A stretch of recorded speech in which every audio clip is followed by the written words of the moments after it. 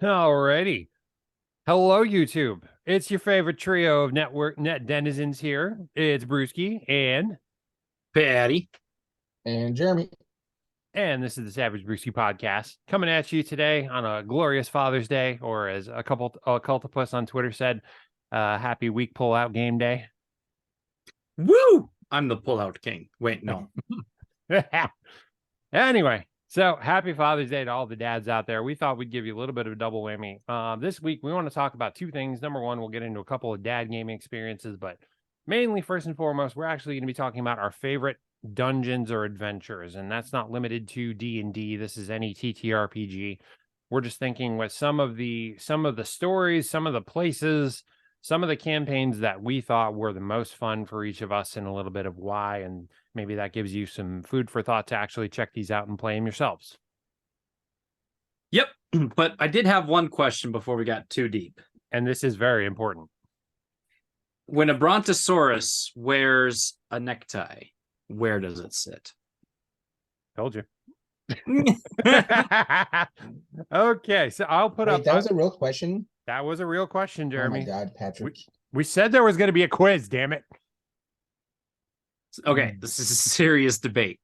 I know where I stand. So, on the Twitters, there was a picture, and it was two brontosaurus, moose. Anyway, there's no such thing as a brontosaurus. It'd be an apatosaurus. Okay, whatever the long neck is, the giraffe of dinosaurs. That a diplodocus. Okay, we'll just make it simple. Whatever the hell. Where does a giraffe wear its necktie? Right below the chin, or at the base. Oh, I'm actually going to find the meme, and I'm going to put it up here. But yeah, it's good.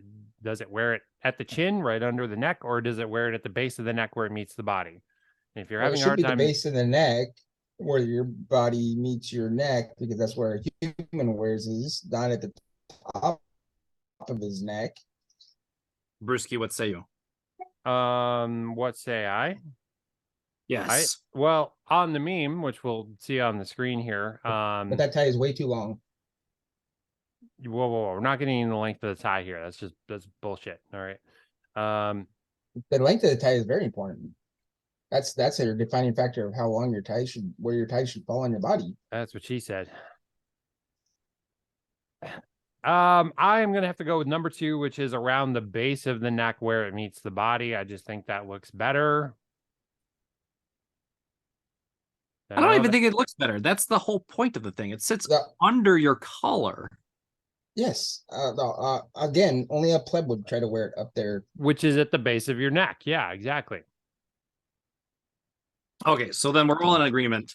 It is number 2 for as far as the picture is concerned. Indeed. Well, now that we're all in agreement, I better change my answer. Yeah. And that's the reason why I specifically said you're not allowed to answer until we start recording. This is why we have a show, people, so we can pick an opinion and Jeremy can disagree. Always the contrarian.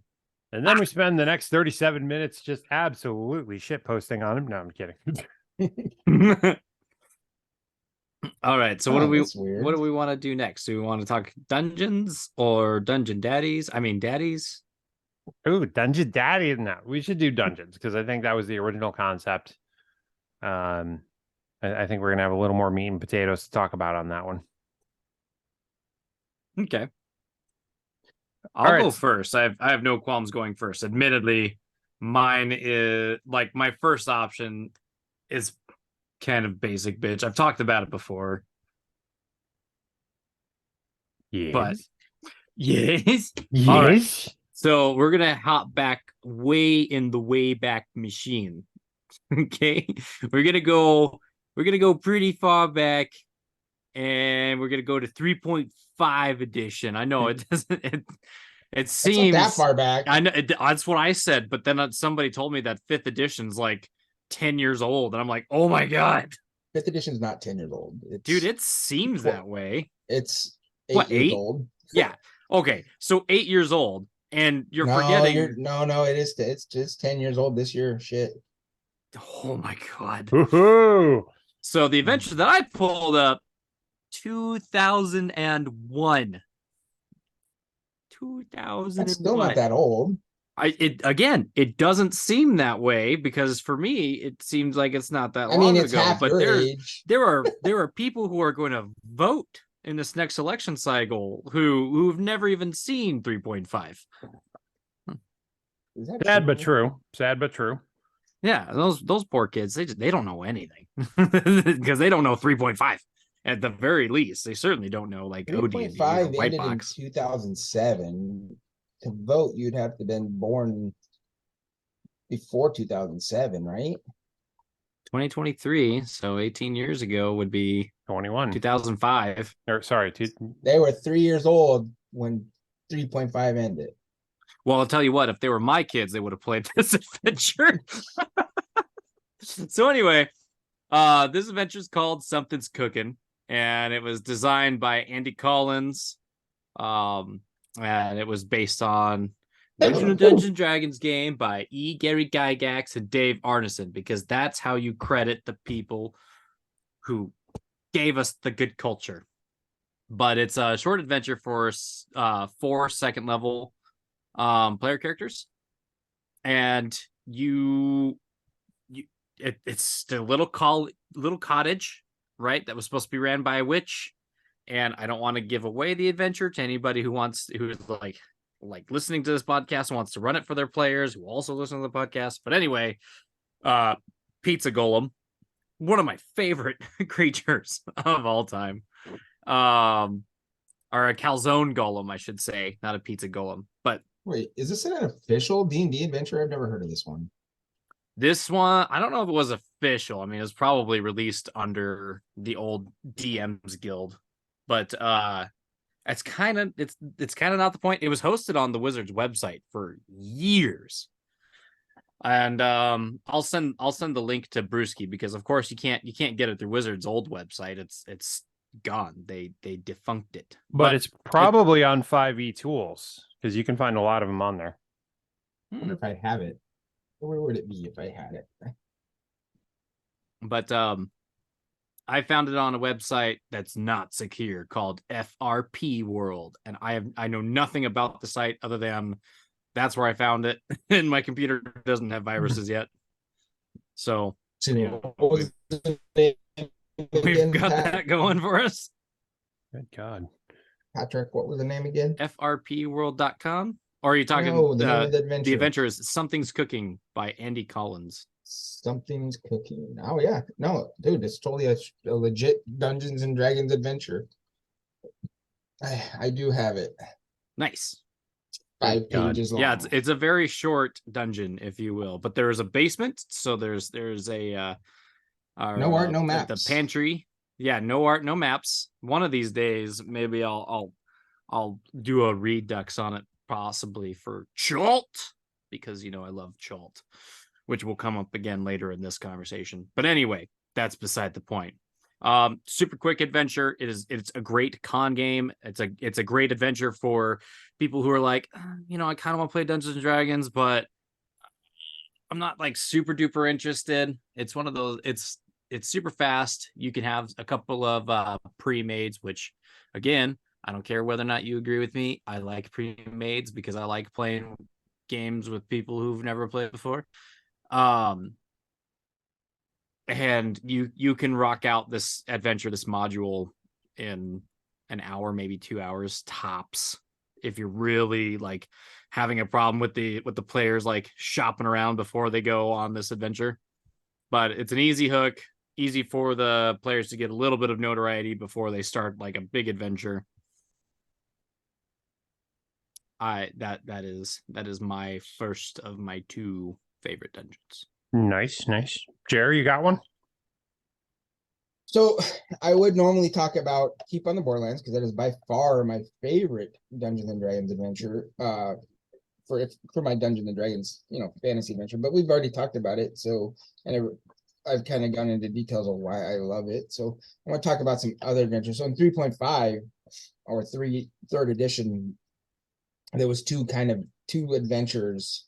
One's an official Forgotten Realms adventure, and the other one was a supplemental adventure. It was still under the 3.5 rule set, set in it's kind of like own a world called the Kingdoms of Calamar.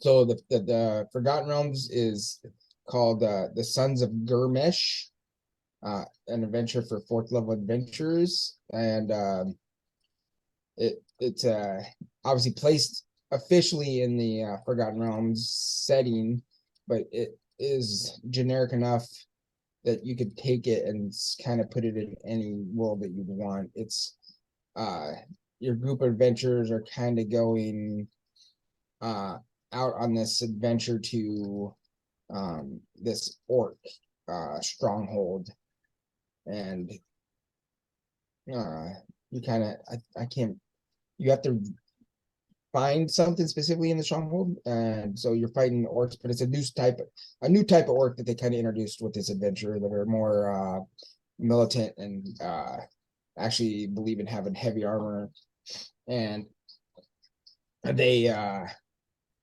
also have classes and skills and stuff, so you get a little bit more challenge rating out of some of these orcs. And then the raid on Bokana from Kingdoms of Calamar is an adventure for 1st to 3rd level evil characters. So if you were to wanted to play the characters that are those orcs originally, like, so you start with this one, but you're playing as the orcs basically that come from that citadel, and then you go out into the world and do whatever you want to do kind of here, and whatever you happens, and this raid of Bokana is what draws you into your. So this is how kind of I would I'd run the campaign, is I would get 4 players to play these raiders. They'd go out on the mission and they'd capture some villagers or stuff. They bring them back to the citadel from Sons of Gurmash, and then the Sons of Gurmash campaign would be actually our real first campaign within our game, with them playing their new, like, their whatever race they want to choose characters. Cool. So it's not one official adventure, it's kind of 2 different adventures combined.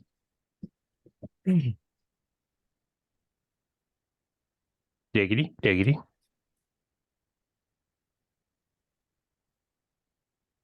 And let's see, Christopher Perkins actually wrote Sons of Gurmash, so everybody knows who Christopher Perkins is. And for those who don't, he is the head developer of Dungeons and Dragons 4th edition, and was the main developer of 5th edition until Jeremy Crawford took over for him. He ran the Wizards of the Coast adventures that they post up on their streams, and DM'd for not Critical Role, the other one, Acquisitions Incorporated, until Jeremy Crawford took over when Chris stepped away. So, if you're into D&D, everybody pretty much knows who Christopher Perkins is. He's almost as famous, or if not more famous, than Matt Mercer. yeah, just not assuming everybody who's listening does. That's all. So, and then Kings of the Calamar is by Paul Wiggy Wade Wilson, which I don't think I've ever met Paul, and I don't know too many other things that are published by him. But this is a super, super good venture. He is definitely a decent writer for sure. you. All right. Well, I do have 2 as well. I think honestly I'm possibly even more basic bitch than Paddy on this one. You guys probably have heard of both of these, probably played both of them. They are both they came out at different times, but they are both in Tales from the Yawning Portal, which is which editions of the Tales of the Yawning Portal? Well, I guess probably the 5th edition, right? This right. One they kind of just combined it all. Right. So the one I've played, and this is probably the first actual campaign I played. I started with D&D in 3rd ed, not 3.5, 3rd ed. I had that box set with the the dragon and the guys busting out of the door running like hell. I had that one. And the first actual scenario or campaign I played was the one that is supposed to come right after that, the Sunless Citadel. You guys ever play that one? You remember that? Yeah. Yeah. I did not. Short version, written by Bruce R. Cordell. This was in 2000. It's for first level characters. It's one of those that's great to introduce people to the game. Good starting experience, and it's got some ins and outs to it. It's called the Sunless Citadel because it's basically a fortress that has sunk into the ground. Mm-hmm. And you run into a couple things here that, in my opinion, for a first campaign, aren't necessarily always going to jump out. You basically are going into this thing to try and find. There's a couple different points to it in the town where you kind of start off, but you go and find this thing, and you're looking for this tree. It supposedly has a tree or something in there that produces fruit. On the summer solstice, it's a fruit that will cure anything, heal anything, do whatever. And on the winter solstice, it's a fruit that does the opposite. It will kill disease or poison anything, whatever. Goblins control this fortress, and so you're essentially sneaking in to do whatever with it. And the funny thing is, when you get there, you don't necessarily know this. You don't know who's where, but there's also a pack of kobolds that are in there that are supposedly trying to raise a dragon. And if you don't go in guns blazing, so to speak, you can actually befriend the kobolds, and they'll send a buddy to help. And if you help get their dragon back, they're pretty happy with you. And then you just have to deal with a bunch of goblins. And you get to the bottom, you find the tree, and it basically will possess people and turn them into blights. And so you're looking for a couple other people that went missing. They are blights. You figure out what's going on, and with any luck, you destroy the tree. Unfortunately, that means they die within, X number of times, whatever. It's just a very fun kind of adventure. And it's not a straight up beatdown. It's got some diplomacy to it. It's got some thinking to it. It's got a fair number of traps. And the whole concept in this setting, I think it's just Forgotten Realms. I think it's just in the Forgotten Realms setting. But the whole concept of just going into an underground sunken fortress is, I don't know, I thought that was awesome when I first saw it. So that was a lot of fun to play.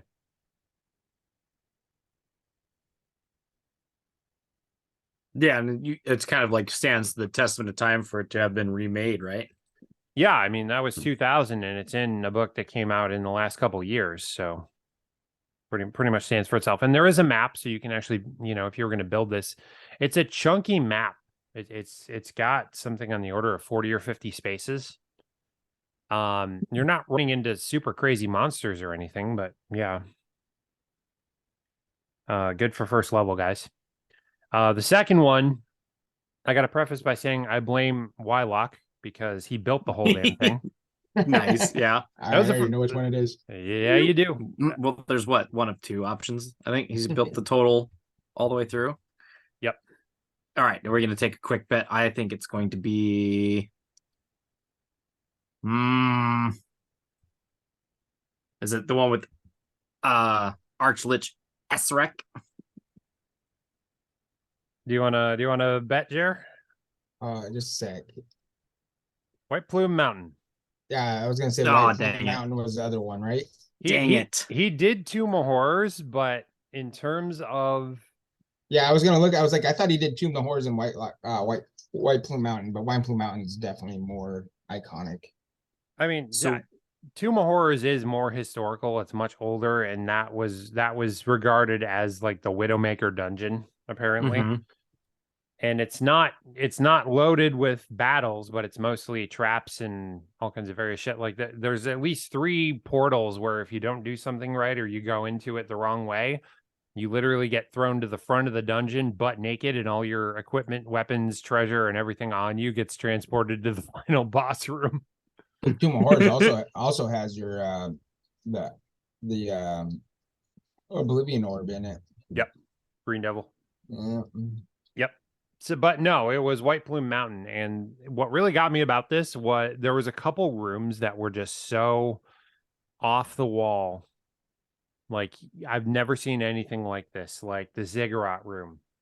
And it's literally, it's if you basically walk in and there's like a layer of aquarium. I don't have a better way to put it, but there's like a rectangle of aquarium. And then a level down from that there's a rectangle of desert, and then a rectangle down from that is another aquarium, and then at the bottom there's just pit and like 3 manticores running around. Everything has baddies in it. And I can't believe Wylock actually managed to build that, because that's just so complex in and of itself, and he did it. The other one was, the reason they call it White Plume Mountain is obviously it's inside a mountain that's basically a more or less dormant volcano. And at one point you're into a chamber that is magically bubbled. There's nothing around you but this magic skin, and you're just surrounded by boiling water, basically. And there's a freaking giant treasure encrusted crab guarding a mystic weapon in there. So it was just absolutely neat to see how he built that, how he actually represented that. It was a really well done thing. And number one, you can come out of this thing with 3 awesome weapons. I'm not going to get into all the spoilers or everything, but you can come out with 3 really swaggy weapons, and it's just got a really good mix of baddies. You've got Efreet, you've got manticores, you've got sea lions, you've got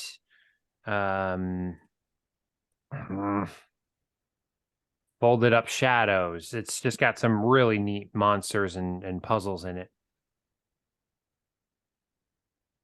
That's the one with the discs hung like suspended by chains, right? Yep, that's the As one. well as the orbs that will spawn like gargoyles, or no, gargoyles is in Tomb of Horrors, but one of them has like a djinn. I think 3 of them have folded up shadows. A couple of them have a key. A couple of them have treasure. You just kind of have to take a whack and see what's what. Yeah. Yeah, because you never really knew. And it's got, other cute stuff in it. You basically find a werewolf witch and her hubby. It has a beholder in there somewhere too, right? I think it does, yeah. Yeah. Yeah. Was it made by House or Black Cloak? I can't remember. Is that the Underdark? Gosh, I think I'm confusing the two. White Plume Mountain. Because White Plume Mountain has a way to get into the Underdark, right? No. The Sunless Citadel does. Yeah, I think you're thinking of the Yawning Portal, right? No, Yawning Portal doesn't. Yawning Portal's a tavern, and the portal does it not have a giant hole to the Underdark? I don't think so. Sunless Citadel does for sure. There's like 3 different places that just lead off, and you could go there, but the DM is supposed to steer you away because you're level 1. Mm-hmm. But yeah, this was Lauren Stick. I'm just reading off 5e tools. Lauren Stick, author of White Plume Mountain, released in the 2013 compilation Dungeons of Dread, that he wrote the adventure as a way of persuading Gary Gygax to hire him as a game designer. Not only did he get the job, but White Plume became an instant favorite when it was first published in '79. Version of the adventure in this book is tailored to a group of characters of 8th level. So, not for starters, but it's a very good adventure. Yeah, there's a lot of. I think White Plume's been revisited multiple times as well. Yep. I think there was even a 3rd edition version of it. There was just going through Wylock's maps, because he mentioned that there was a little bit of scale difference. There was one in 3rd, there was one in 3.5, and there's one in 5. So yeah, I like the way that Wylock cut down on some of the negative space in the dungeon. And on that one, the thing I really liked that stood out, and I was gonna try this when I did that build for my one friend, but I love the tinfoil and Mod Podge approach. Yes. It looks like cut rock, and it looks a lot more durable. And I'm telling you this now that I've actually done it. For God's sake, you're not sitting there cutting out cardboard squares for 10 years. Oh man. I was actually asking Pat, I was like, why is he cutting the squares out individually? I think there's easier ways to do this. There's easier ways, but there's no more honorable way. I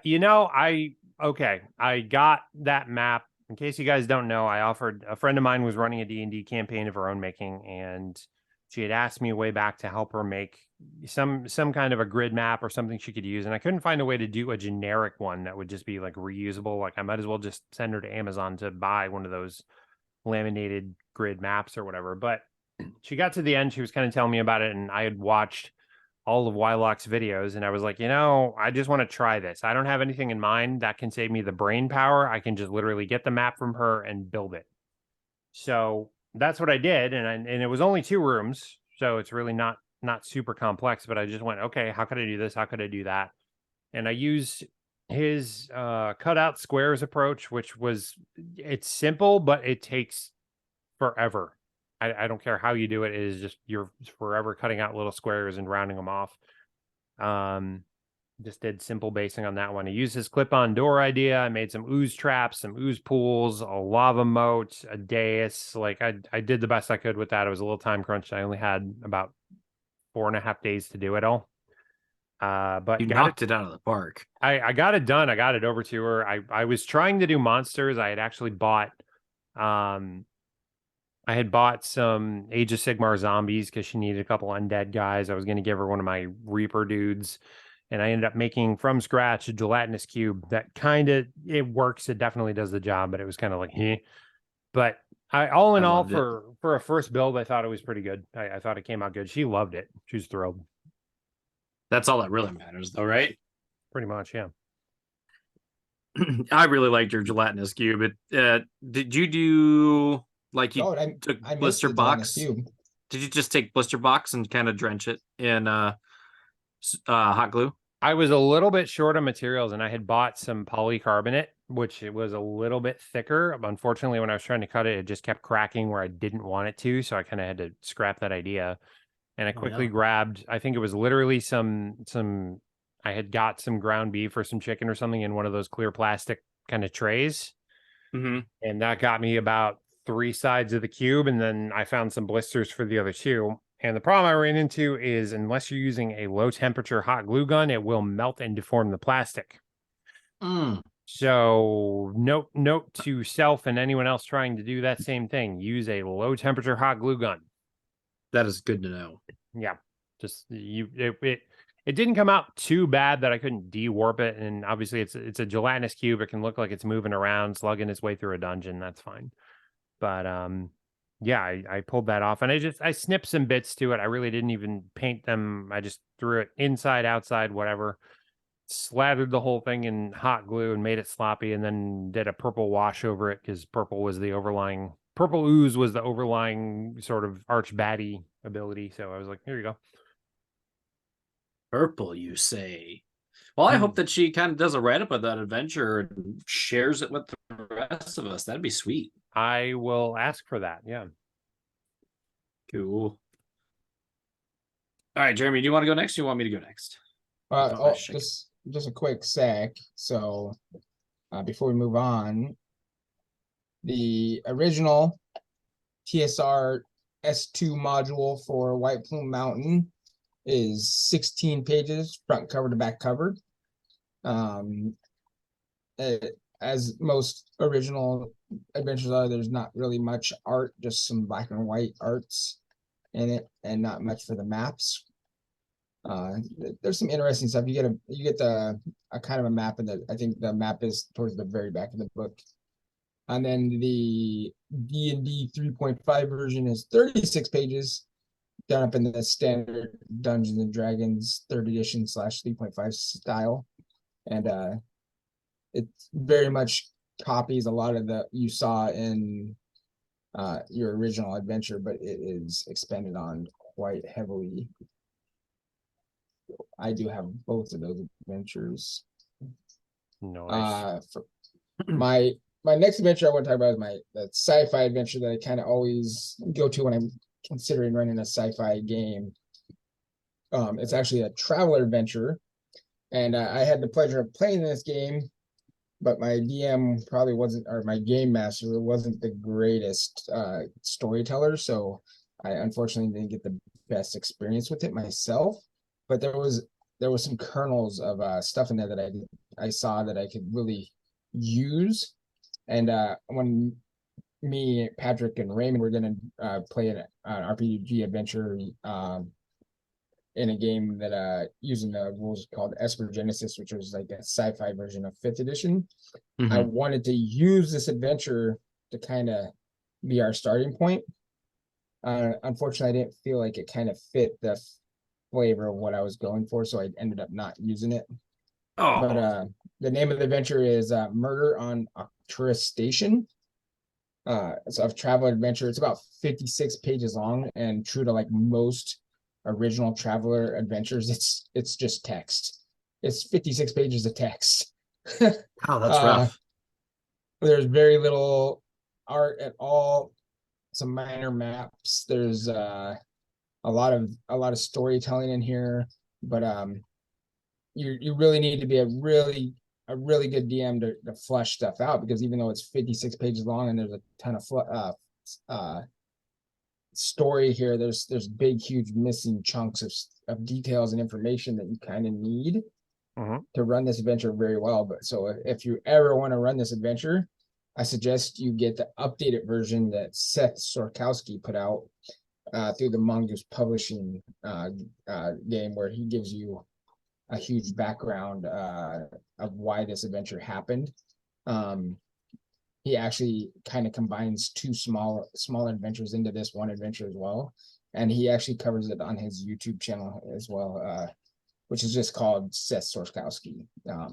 It is a super fun investigative type adventure.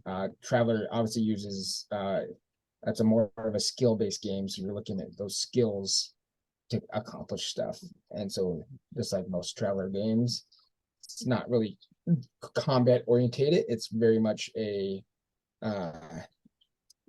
investigate stuff.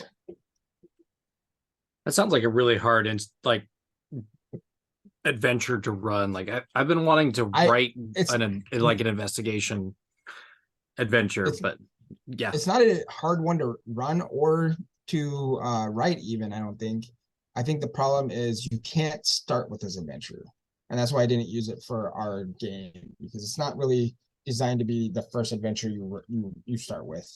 You need to kind of be an established crew. You should probably have been to the station once or twice and interacted with some of these people, so you kind of know who they are. Like, so you've probably interacted with even maybe the person that was murdered. And like I said, if you really want to get a good idea for it, if you want to run this adventure, if you want to play with it, don't watch Seth's video. It'll ruin the adventure for you, obviously. But if you want to run this adventure, watch Seth's videos. It will give you a lot of good ideas on how to run it and how to play it out. It's really good storytelling. I kind of wish that Seth would get hired on to permanently write all the travel adventures, because he is a really good storyteller and knows where to go with all these adventures, that like flesh them out, all these old travel adventures that kind of just were lacking little things. Well, I mean, there's still a chance. You never know with I think it's is it Steve Jackson that originally owned Traveler? I can't remember. Oof, yeah, you got the wrong guy. Game Designs Workshop is the original company that ran Traveler. And I know that they basically kind of just let other companies kind of jump into and out of. I know Steve Jackson did a version of Traveler. I don't think he was the original owner. And so right now Mongoose has it, but I think at the same time there's another company putting out like more traditional Traveler alongside, and it's like called Traveler Fifth Millennium. But yeah, Traveler is one of those interesting universes out there. And actually, I have a game next week that I'm going to be in. It's a Traveler base game. They basically used the Traveler rules and ported it over into a game system called Hostile Space. I'll be a player in it. And it's kind of like Alien or that one Sean Connery movie, I think it's called Outlands, where he's like the space cop on the moon, Saturn. I think it's Titan. I think they're on Titan.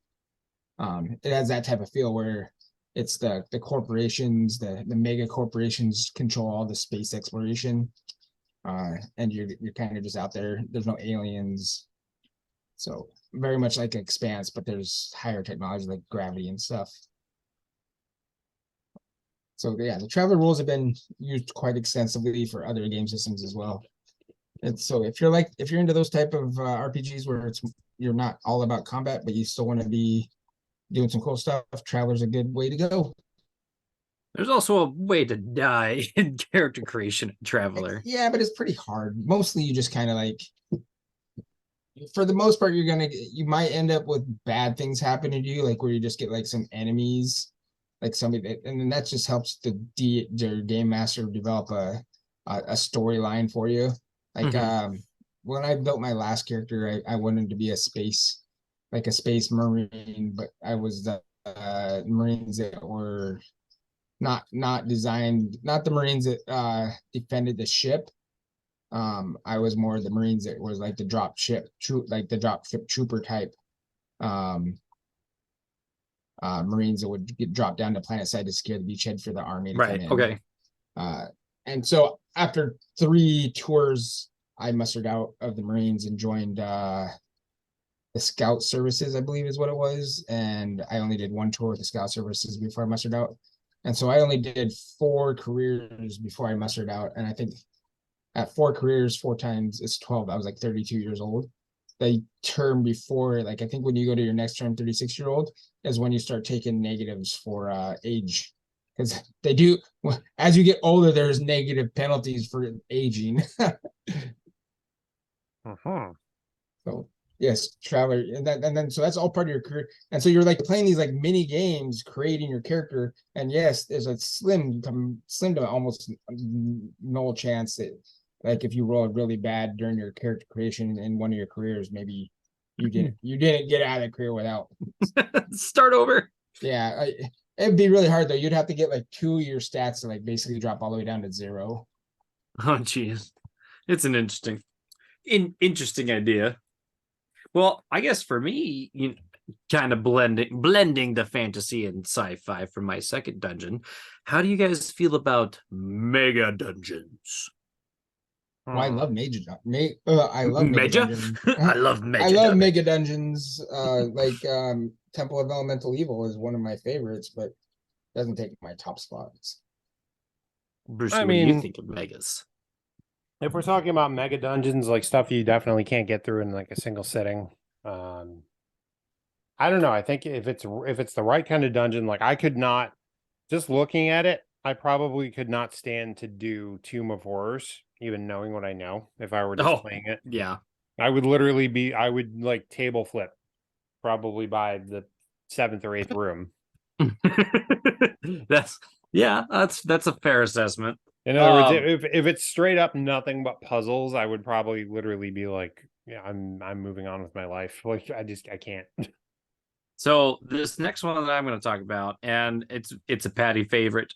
To anyone who's listened to the past episodes, of course, we're going to talk about father of the new age of RPGs. It's going to be Venger Satanis. We're talking about Chult.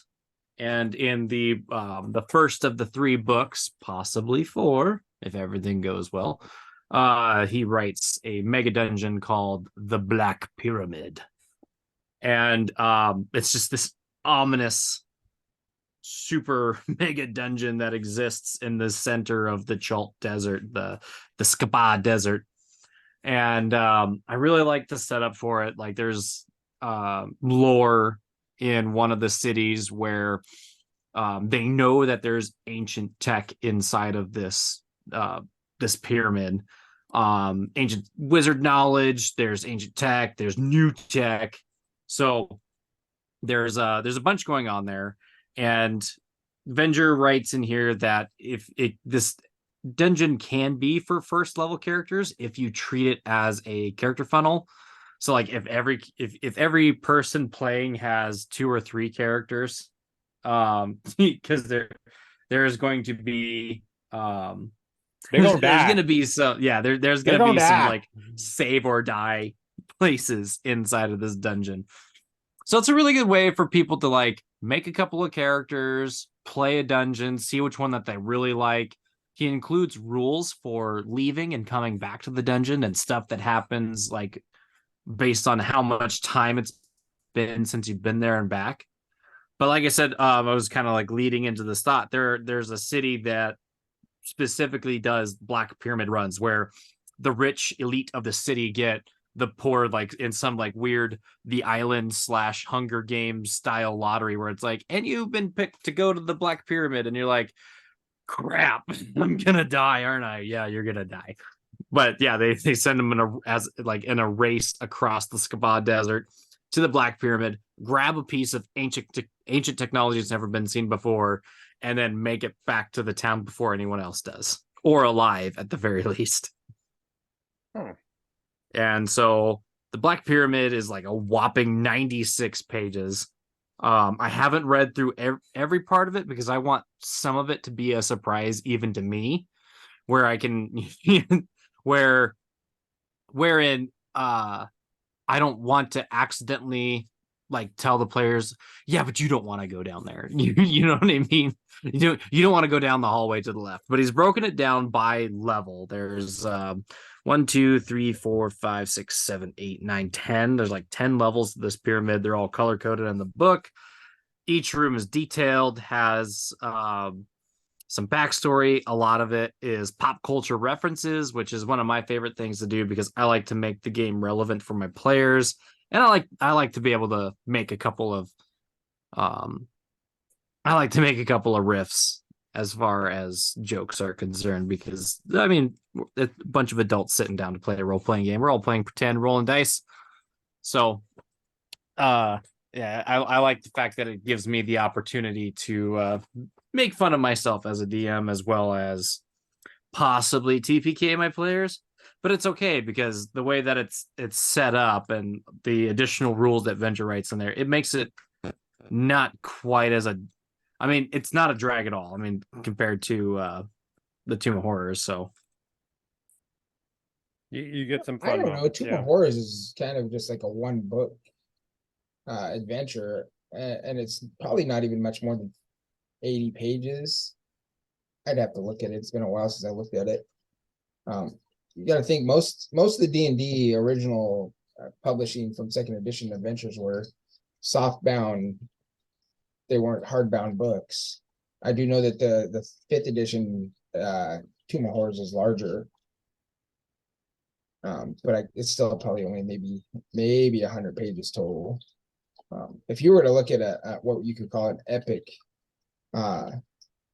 dungeon crawl, it's not even a dungeon crawl, it's just an adventure path that Dungeons and Dragons itself would put out. It'd be the fifth edition Tyranny of Dragons. I mean, it starts with the base box set, the Lost Mines of Foundelver. It goes through three main books, the Rise of Tiamat books, and then has a bunch of adventures that you could play within the Adventure League, like Defiance and Flan, and even other ones. So like that's kind of what I was hoping we'd see more of in fifth edition, but then they went away from it. I don't know if it wasn't doing well or what they were doing. They started doing more smaller adventures. well, they did the mine or the mines of Phandelver in one of the two starter sets that they did. That was right? the first starter set, and that's part of the Rise of Tiamat adventure path. Oh, okay. It's So basically I was setting you up. tracking. You actually start there, right? And you kind of like, you can consider that your session 0 game should be like that starter box game, and you meet your first dragon in that game. If you go to the right spots, there's a green dragon that you fight. Kind of like, you shouldn't beat it because all you're like at the most your second or third level characters by then. But you do encounter that dragon, and then the next you could basically put them right into that city that you have the first adventure in, and then that city's being attacked by the cult of the dragon. And then, like I said, they just have a bunch of Adventure League stuff that kind of went with it as well. Season 1 had 4 or 5 adventures that kind of fit right into that, like the Horde of the Dragon Queen, the Defiance and Flan, Tyranny and Flan, Escape from Flan, Tyranny of the Dragons Flan. So like, yeah, they had tons of little adventure league game. What did Wizards call us at that point? I can't remember. You had to be an official registered one. You had to have a DCI number, and then they would give you the adventure paths, and that's the Yeah. only way you could get them. So I was the only one in El Paso at that point. So I would get all these adventures, and I did run the first season of it, and then by the time the second season came out, I wasn't really running it anymore, but I was still registered, so I was able to get them, and I was able to get all the way to the third season. I think that's when they changed the DCI numbers, kind of went away because the huge backlash that Privateer Press had with their press gangers. Oh, right. And so everybody was like worried that something similar was going to happen. And so Well, it wasn't Privateer Press that had the backlash. It was Wizards, because they had the backlash with the tournament runners for Magic the Gathering. that might be right. You might be right. Yeah, they were anyways, treating them like ended like paid employees and then not paying them.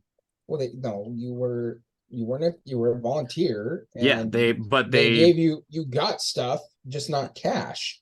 Those guys would get tons of cards that were only available to them. I'm not arguing that point, but from what I was told, it was those guys are just a bunch of whiny little bitches. I'm sorry. I like, unless I gave these adventure pass to somebody, or you were a member of the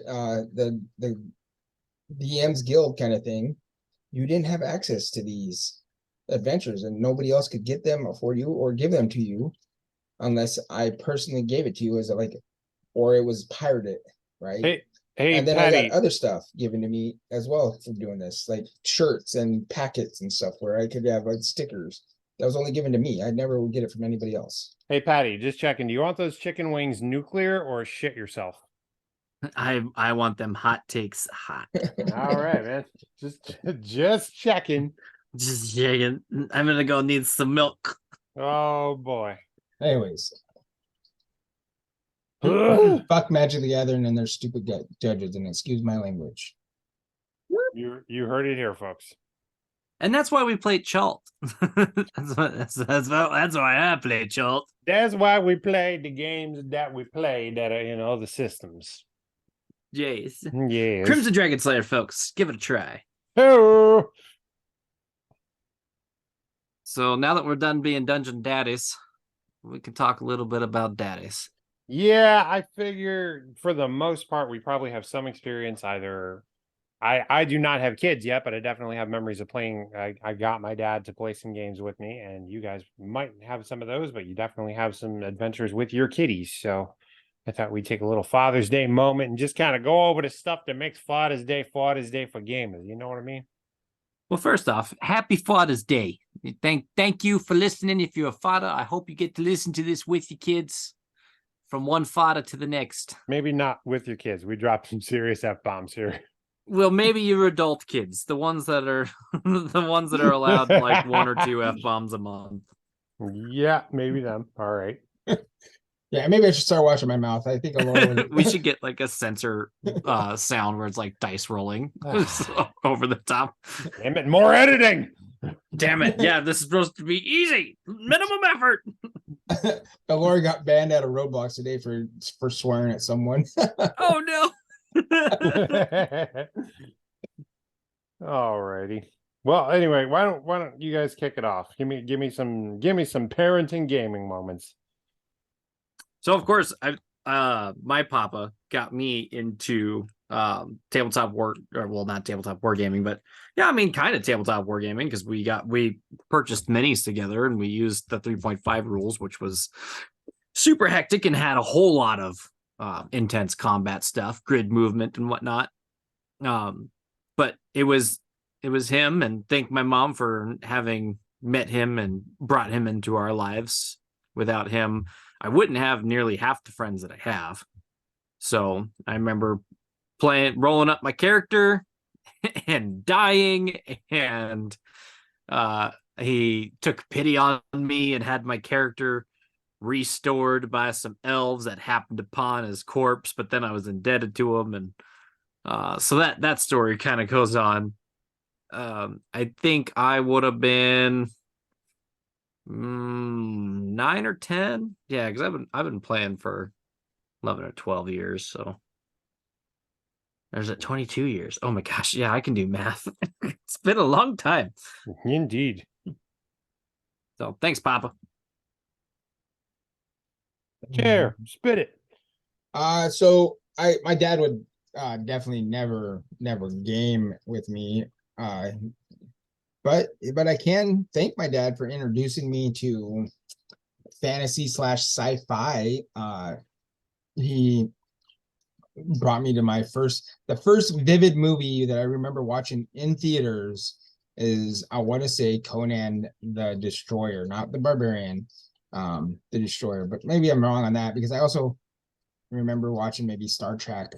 Maybe that might even be before that. And I want to say it was Star Trek 2 that and so every summer my dad would get a little bit of vacation time, and he'd take me and my brother up to Portland, Oregon. We lived out in the middle of nowhere in Oregon. The closest city where anything was 100 miles, but his grandparents, my great grandparents, lived in Portland, and we'd go and visit them for like a week and a half, 2 weeks every summer. And we'd go to a movie theater and watch at least one movie during that time. I was young, real young. And I know for sure I watched both Conan the Barbarian, or Destroyer, and Star Trek, The Wrath of Khan in theater. One of them I think I caught at a drive-through theater. The other one was in an actual theater. Mhm. And he read the black and white Conan, Savage Sword of Conan, and Conan, the other Conan that was the more like a magazine, taller than a comic, thicker than a comic, but all the art was in black and white, and they could actually show death and nudity in those because of the black and white medium. Mm-hmm. And so he had a bunch of those, and I would read them. Probably wasn't supposed to, but I did anyways. So my love of fantasy and sci-fi definitely grew because of my dad. But he would definitely have never got into any games with me.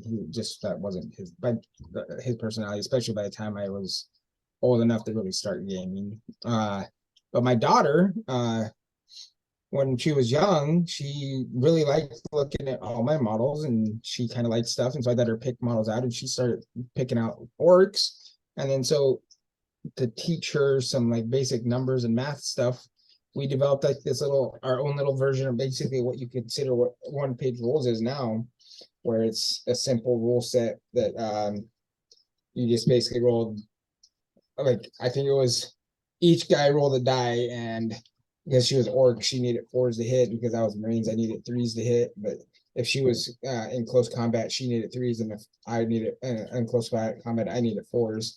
And I'd make her roll all the dice, and then make her pull out the dice that hit, kind of thing, so she can learn the numbers. And that's how we kind of started with my daughter, and she really enjoyed it. And as she grew older, she got a little bit more into it, and she ended up building up this big, huge orc army. It's pretty big now at this point. And then she branched out into some other factions. She has a little bit of Space Marines here, and a little bit of Chaos Marines there. And I think her last big purchase, she wanted a Demon of Chaos box set, and she got that for Christmas, although it still sits sealed and not built. And as she's gotten older, she's kind of grown out of it, but every once in a while on a special occasion, she'll play a game with me, and she does like the Rangers of Frostgrave, as we call it, where she's playing a Rangers of Shadow. Why can't I think of the name, Pat? Rangers of Shadow Deep. Yeah, Rangers of Shadow Deep warband fighting against my Frostgrave warband. And she's having a real good time with that, but she did warn me that if I ever kill her Warhound, she's gonna quit and never play again. DM So- bribery. Yeah, DM bribery. Yeah, so that's most of my gaming experience with my daughter. It is enjoyable when we get to play, and we were gonna get a game in today, but I wasn't feeling too well, so I ended up staying in bed most of the day, unfortunately. Aw. And so and then I think right about the time we were gonna get going, one of her friends came over, and so they ended up hanging out most of the day. And so she owes me. She knows she owes me. She even told me she owes me. Nice. And that's more or less how my gaming as a dad with my kids has gone. Is Bjorn has always been enamored with models, still is, and I developed a easy rule set, which I'm trying to refine into a published rule set to be found on Giant Slayer Games and Big Geek Emporium. Hashtag not a sponsor. But anyway, this show is sponsored by Paddy's Parlor Games and Savage Brewski and War God Gaming. We are our own sponsors. Anyway, yeah, he's always been enamored with the miniatures. And the moment that he was able to like formulate sentences and think about stuff, I introduced him into the D10 as a way of like teaching him numbers and simple addition. Now the kid's a math whiz who reads everything that you put in front of him. And we started playing this game that he likes to call random page rules, because I also introduced him to one page rules. And random page rules gives him the opportunity to play kind of a war game, kind of tabletop role-playing game, just whatever suits his fancy at that particular moment. And the rules are never consistent, but the stories are always awesome. Nice. I actually joined them in a game of this random page rules once through the phone, and it was a hoot. Oh yeah, he likes to draw like every scene, so it's super easy to play like while we're like cleaning or doing chores and such. He can sit down and he draws the picture of wherever we're at, like at that point in the game, and then asks us what we want to do, and then he draws some more. And I think in that last game that he ran for Jeremy and I, we slayed a dragon after going through a haunted dungeon and then started to rule kingdoms. So we went from like level 1 to max level pretty quick. Upgrades. He wouldn't let you kill anything. He made sure I was killing everything, remember? Oh yeah, Jeremy was the guy that did all the work. Solid. Yeah, I remember you started. I think you were getting a little frustrated that you couldn't. You wouldn't let you kill anything. You could injure it, but then I'd have to come in and finish it off. Yeah, so I was very much the support character, emotional support, if anything. Paddy's sitting there like, I rolled a critical. Yes, it's gonna kill it. Nope, he's got 1 HP left. Jeremy, your turn. Cookies are for closers. Oh man.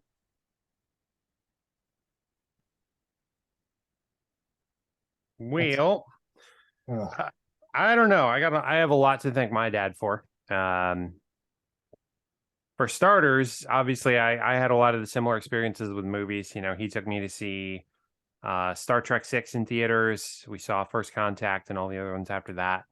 A lot of sci-fi, a lot of shoot 'em up movies. And I will say that I was probably a bit spoiled and probably a lot luckier than most. Number one, I got an allowance from like age 12 or 13, no matter what I did throughout the week. So I had money for Warhammer.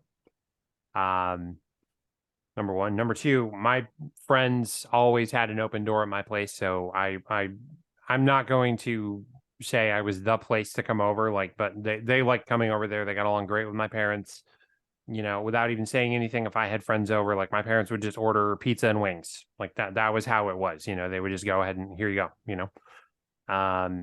My dad gave me a lot of stuff to work with, bought me my first 3 tables. One he gave me. He had this old, from like when he was a teenager, he'd kept this table that he'd made out of a spare door and put like an old power strip on and attached some legs to, and there you go. And suddenly I had like a 2x6 playing surface. So that was our first gaming table. And took me out to a hardware store one day and bought me 4x8 plywood, cut it in half, and bought me 2 sets of legs and some I don't know, just another plank so I could anchor that all on. Bought me a bunch of sand and glue and all kinds of other stuff, and just said, here you go, build tables, you know. But I got him into a game one time, and my friends were over playing 40K, and we were on my kitchen dining room table. I had an Eldar army and a Dark Angel army. I gave him my Space Marines, and it took a little bit for him to get the sequence of it. It didn't totally make sense, why you weren't doing things at the same time and all that. But he was sitting there taking pot shots of my buddy Jason, and that went pretty well. Very nice. So thank you, my dad. Appreciate you. I would not be a gamer if not for my dad. That's the bottom line of it. I would not be a gamer if it weren't for everything he did. And there were even random times where it was like, he would just come in like, how's your army going? What do you need next? He would go. We had a games workshop in my mall. He would go and he would sit there and say, Bri, why don't you tell him what you're running into? I don't understand it, but whatever. And I'm sitting there talking to the red shirt, and red shirt's explaining, and my dad starts asking questions. Now, wait a minute. If he gets Devastator Marines, doesn't that mean he can only, does that take up a heavy support, or is that an elite? And he would start figuring these things out and asking questions that I didn't think of. Oh, that's awesome. He got involved. I got to share 1-page rules with my papa and Frostgrave because he's been collecting minis and painting for a really long time. And he's always used them for like Dungeons and Dragons. I was like, but wait, there's more. And he dug it. He dug it pretty good. So I'm hoping I can. Oh yeah, and he helped me playtest mutants a whole bunch. I was gonna say your dad playtested a bunch of mutants at Valhalla, correct? Oh yeah, gave me a bunch of notes. Of course, I think everybody in this cast is credited in mutants. So thank you guys. No problem, man. It's a great game. Yeah, I actually, as much as it's not my my style of game, I really did enjoy helping you get that game out the door. But again, happy Father's Day to all those fathers that really, I mean, I don't even want to imagine my life without you, Dad, without my papa. Happy Father's Day to all the dads out there, gamer or not. You work hard, play hard, and you've raised excellent families.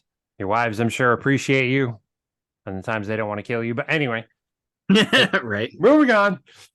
And by that we mean fathers, not dads. You can be a dad and not be a father. Yeah, exactly. So, I think that's going to wrap it for us. Very good to hear from you guys all again. Yeah, we look forward to catching all your comments, sharing our show, giving it, letting your friends know about us guys here at the Savage Brewski Show. Yeah, and by all means, I've said this. I'm probably more adamant about this. We like feedback, we like questions, we like interaction, we like going over various things. So, a lot of you that are listening know Paddy and Jeremy and I on other socials, Facebook, Twitter, Instagram, whatever. Like, feel free to write us. Feel free to ask us a question or tweet something at us or comment something at us that you want to hear on the show, or a question you had or something we brought up. Like, it's okay. Your participation is definitely appreciated and is definitely wanted. This is not just three guys on a stage. We do want to get more guests on. We'd love to have John back. He's in the midst of moving. I'm sure at some point Kitty and Mamba Bear K can get on, and we know plenty of people that would otherwise love to be on the podcast. So we're going to get them on. So as you guys want to hear stuff or you got a question, please don't be afraid. Ask us. Mm-hmm.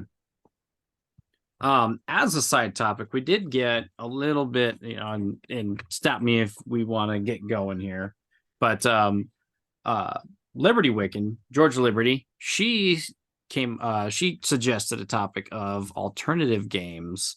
The one that I know the most about, because I don't know anything about sports video games, is drinking games, and not necessarily like beer pong or flippy cup, but I took it as, oh, when this thing happens, take a drink. What do you guys think of those games? Do you think we'll ever be popular enough where we have our own drinking game? I already have a drinking game. For our show? No. Yes, it's called We Hang Out Together and I Drink a Lot. Yes, that's exactly what it is. I mean, that wouldn't be the hardest thing, like every time Jeremy drops an F-bomb, take a drink. Am I really the worst? You are the worst.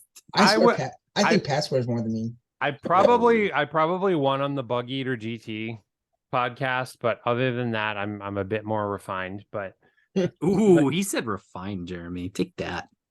I'm not refined. Everybody knows I'm a Viking. Anyway, we could do that every time Paddy sings. Take a drink. Ooh, oh damn it! I do have a man. type. Oh He's man, so drunk. I go doot, doot, doot, doot, doot. There's hey, take a drink. I don't even know. Every time I segue or something, I don't know what the hell. You guys tell me on mine. I don't know. We do that voice, you know, the it's time to take a drink again. Oh, you're a phony, a great big phony. You know, every time we Yeah, do that that's one, right.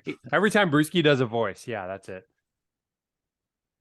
So I think And- if we do that, everyone's gonna be quite sloshed. Mhm. If we're playing all three together, yeah, we definitely be trashed. All right, it's official. We're gonna have to do one of these episodes as the Savage Brewski drinking game. So Not that I'm not trashed by the end of these already.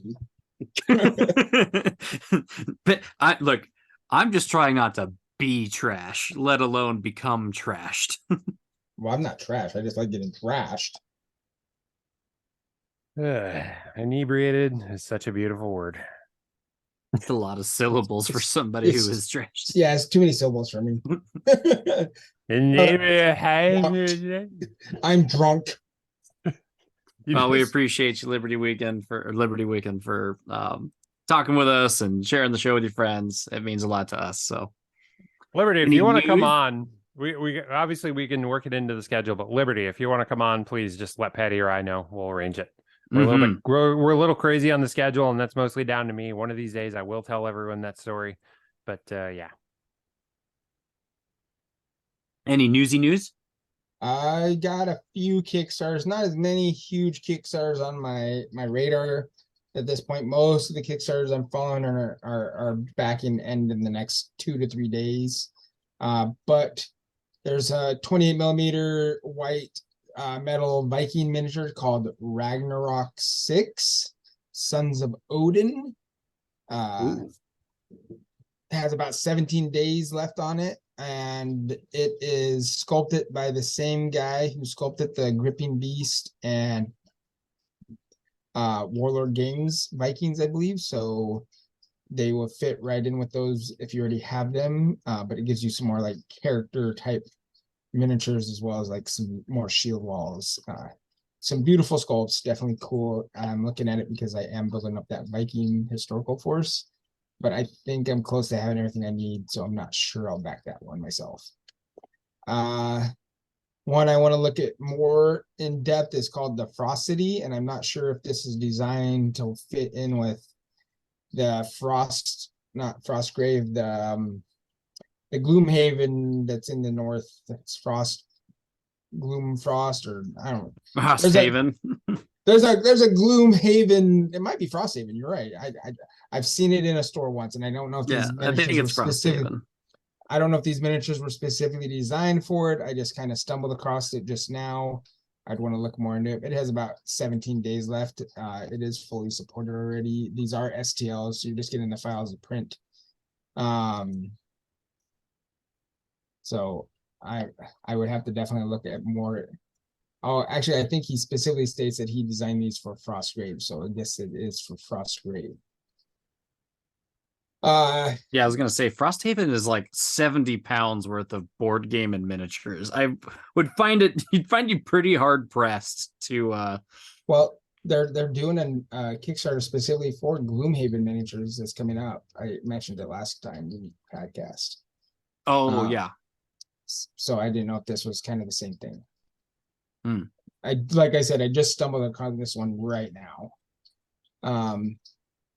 But then there's Operation Maelstrom, Starfighters and Outpost, which is part of Second Dynasty's line of starships that they've put out. I have backed 4 or 5 of their projects already. They did both the Type S scout ship and the Beowulf free trader for travelers. So I'm very well aware of these people. They do some beautiful work. These are mostly just starfighter types. They have like a Viper from like Battlestar Galactica looking ship. They have this really cool VTOL looking fighter where like the fan is like in the center of the hull.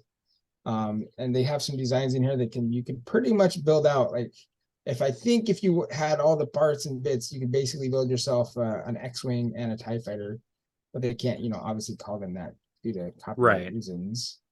But like within all the modular pieces they have, if you were to have it all, you could basically print yourself almost any style of starfighter you could think of out there. It has 24 days left, so it's pretty new, and it's already twice its funding goal, so it is already done. If you jump in, you're just going to get the files, or you're not going to be worried about that failing. And they do have a pretty good reputation on delivering everything pretty much right on time.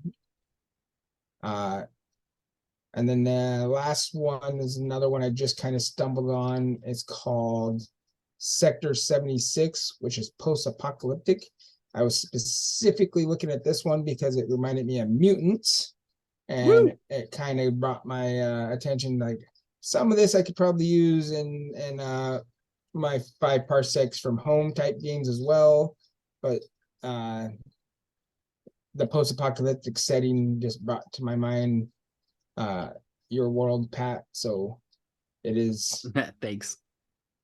it is sci-fi terrain, and it also has kind of a Necromunda feel to it as well. But it is 16 days left to go, and it is twice its funding goal as well, so I'm pretty sure this one will deliver on time. It is, again, just STLs to be able to print this terrain. Sweet. And it looks like it is FDM printable, not probably SLA. FDM is your filament printing, where SLA is your resin printing for those that aren't printers. And that's basically the gist of all the Kickstarters. Most of these came on my radar mostly today, so I haven't really got a chance to look through a lot of that and see all the details on them. I've got 2 things. I just want to plug that art mine real fast. First off, Venger Satanus put out the Violet Haunted Crypt. Violet Haunted, because he loves his colors. You could pick that up for free over at biggeekemporium.com. I'd love for anybody who listens to the podcast to pick that up, give it a review. I'm going to be doing a review here as soon as I possibly can, but that's for his Eldritch Gonzo fantasy setting, Chult. And then my friends Miguel and Sylvia over at the Red Room have been pushing out some RPG goodies, one right after another. Their 2 newest ones, they came out with a new Wretched Verses, which is their digital zine. That is an adventure or an RPG tool in short form. I really appreciate the ones that they do for Wretched Epoch. And then they came out with a setting. Well, not really. Yeah, I mean, it's a setting, but it's for their Wretched New Flesh. So if you're into gritty sci-fi and horror, you can find Orbital Decay on biggeekemporium.com for about $8.50. And it is 160 pages of sci-fi horror goodness. So check a look at that one, biggeekemporium.com, the Red Room. I love you. We love you. Absolutely. And I think all I got is the thing I've been focused most on, and almost everyone listening here probably heard about this, is the rules drops for Warhammer 40K 10th edition. We finally have all the data cards, the free indexes out for all the armies, and we have the points book, the Minitorum, and we have the core rules. So you can play 10th ed right now. You have the basic rules, you have the points, you have the armies. I've been looking mainly into Necrons and Eldar and Tau. And surprisingly, I mean, for a guy who's complained a lot about Games Workshop and 40K and how it's been, I am somewhat refreshed. Like, I kind of want to just drop everything, paint up my Necrons, and get playing combat patrols, just to be honest. So, and on my Twitter, I have a poll going. I am going to build a combat patrol battle mat and terrain set for the theme of choice. So if you haven't voted, there's about a day left. Go to my Twitter, Savage Brewski, and you'll find the poll there. I've spammed it a couple of times. I've got 4 options up there. One is Desert Badlands, which is currently in the lead, followed by Urban Imperial City Fight. That's number 2. Number 3 is Necron Tomb World, and number 4 is Grassy Hills, which has a couple of votes, but is definitely the last one. So, but don't let that stop you from voting. Please vote. Exercise Warhammer democracy. That's right. It's your right to vote. Do with it what you will, but vote. Anyway, so the winning option, I'm going to do a full build. I will make a video tutorial of it. So someone who is trying to make something similar or make their own setup, doesn't have a FLGS nearby, can learn how to do all that stuff too. I've been meaning to do projects like that for a while and I keep getting bogged. Well, I'm actually excited about this one. So screw it. I'm going to do it. So vote and I will build it. If you build it, hopefully they'll vote again. Well, no, it just means I keep doing it, and yeah, I'll probably hold more votes. So, Woohoo! if I have wanted to do that, I've just been trying to get my ass in gear and figure out. I'm still in the figure it out how to do it phase and learn all the do's and don'ts phase. And once I get that down, then it's really just easy to do it. So, Nice. yeah. Anyway, that's about all I got. Well, everyone, like I said, happy Father's Day, and thanks for joining us on the Savage Brewski Show. Happy Father's Day to all the fathers out there. Make sure you take some time with the loved ones. Have fun with kids. Make them mow the damn lawn. Call your father. Call your father. For you that fathers are still with us. Oh, Yeah. oh no. Sorry. All right. Well, whatever Father's Day is for you, please do enjoy it. And we'll catch you on the next Savage Brewski show. Take care, guys. Good night, everyone. Later, guys.